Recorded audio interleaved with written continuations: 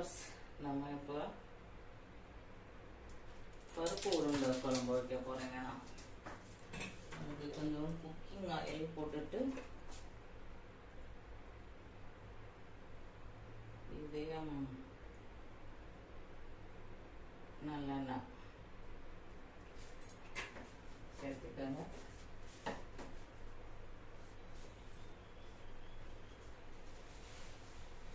தாளிப்பு வடம் அது நல்லா நுணுக்கி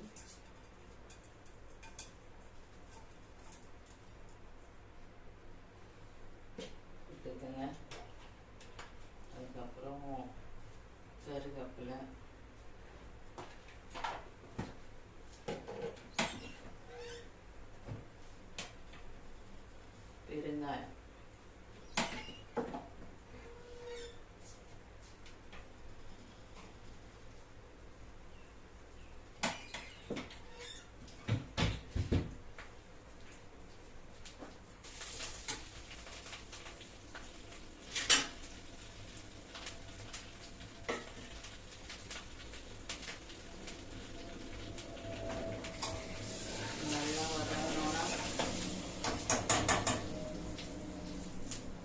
பெருங்காயம், வெங்காயத்தை நான் அரைச்சி வச்சிருக்கேங்க. வெங்காயத்தை பேஸ்ட் பண்ணி வச்சிருக்கேன். எல்லாம் அப்படியே கட் பண்ணி போடலாம். ஆனால் நான் அப்படியே அரைச்சி தான் போடுவேன். அப்போதான் கிரேவி வரும்னுட்டு. வெங்காயமும் பூண்டும் அரைச்சி வச்சிருக்கேன். அடுத்து தக்காளி போட்டுக்கோங்க. தக்காளியும் பேஸ்ட் தான்.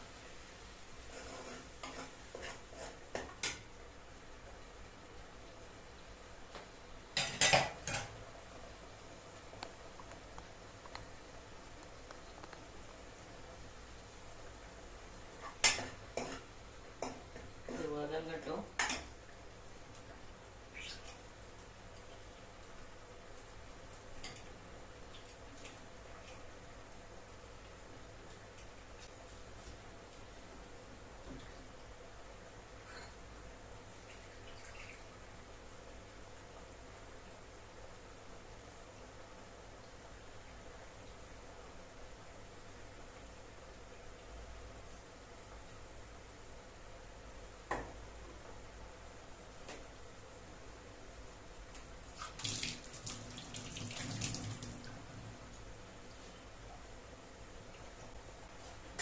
வதங்கிட்டே இருக்குங்க. இப்போ மஞ்சத்தூள்,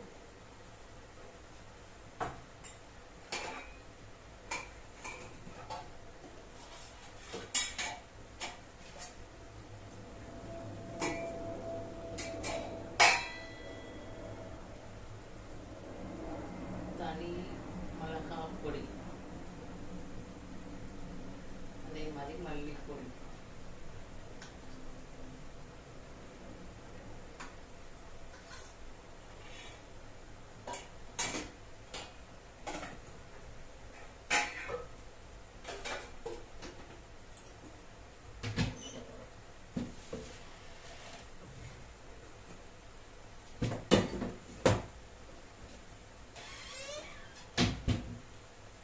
சாம்பார் பொடி மட்டும் போடணுன்னாலும் போட்டுக்கலாங்க.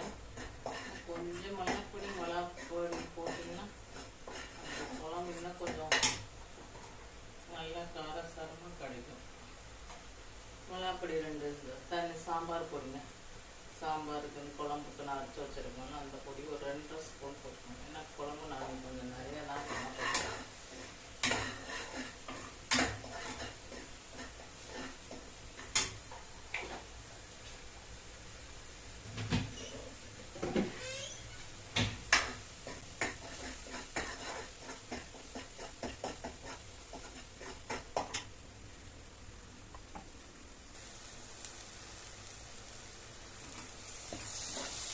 இது பார்த்தீங்கன்னா இது ஒரு பேஸ்ட்டாக நல்லா நமக்கு கலரு இதில் திக் பேஸ்ட் வந்துடுச்சு.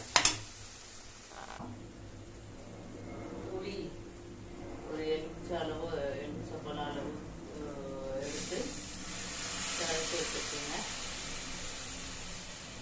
தேங்காய் துளி தண்ணி போட்டுக்கோங்க.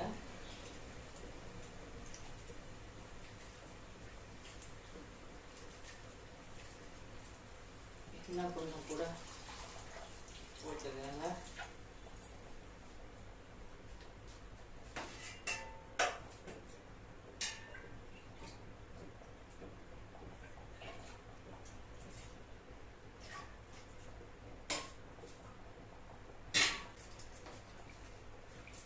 நமக்கு குழம்புக்கு எவ்வளோ கிழம்பு வேணுமோ அவ்வளோ நல்லா தண்ணி சேர்த்து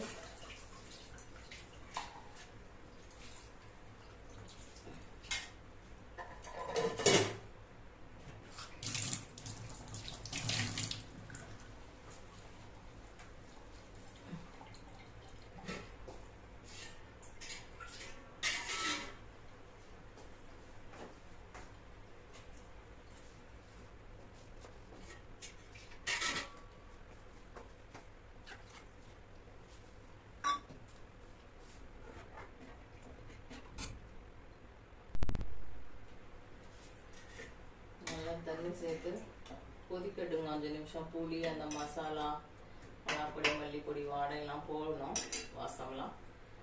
அதுக்காக அதை போட்டு மூடி வச்சிடலாம். 5-10 நிமிஷம் கொதிக்கட்டும். இப்போ நான் உருண்டை சேர்க்குறப்போ சொல்கிறேங்க. குழம்பு நல்லா கொதிச்சிருச்சுங்க. கொதிச்சு மசாலாலாம் சேர்ந்து கலந்து எண்ணெயெல்லாம் வெளியில் மேலே வந்துடுச்சு. இப்போ நம்ம உருண்டை போடணும். குழம்பு கொதிச்சிருச்சு. உப்பு எல்லாமே கலந்துருக்கு.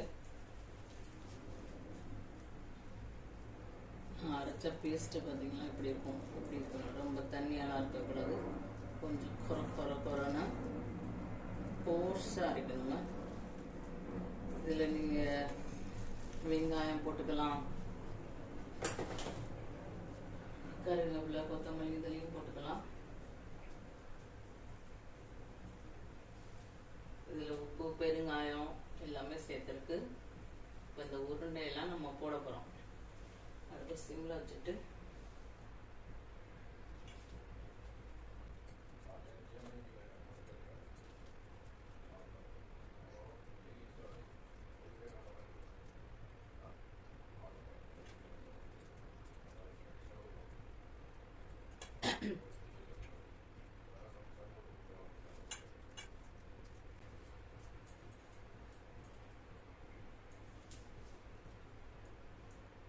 இந்த மாதிரி இவ்வளோ உருண்டை போட்டுக்கோங்க.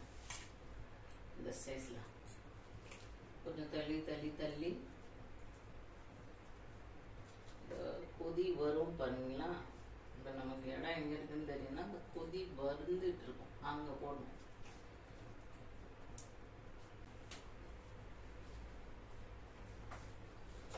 உருண்டை போட்டு நம்ம கிளறக்கூடாதுங்க. மூடி வச்சிடணும் ஒரு 10 நிமிஷத்துக்கு. இது வேகட்டும்.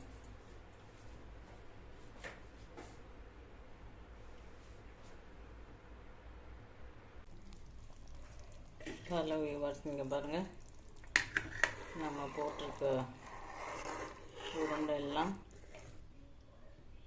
இப்படி கடிச்சிருங்க. இந்த மாதிரி மேலே வரணும். நமக்கு வெந்து கொதிச்சுட்டு இந்த மாதிரி உருண்டை இப்படி கடிச்சிருங்க.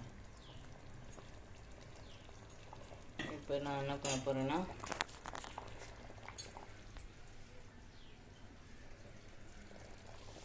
தேங்காய்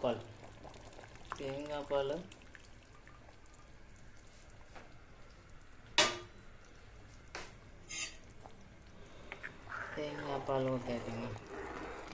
இது இன்னும் 5 நிமிஷம் கொதிக்கணும்.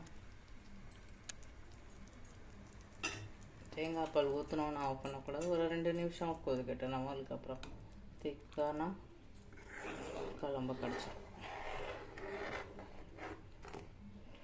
தேங்காய் பால் ஊற்றி 5 நிமிஷத்தில் ஆஃப் பண்ணிடுங்க. மூடி வச்சுருங்க.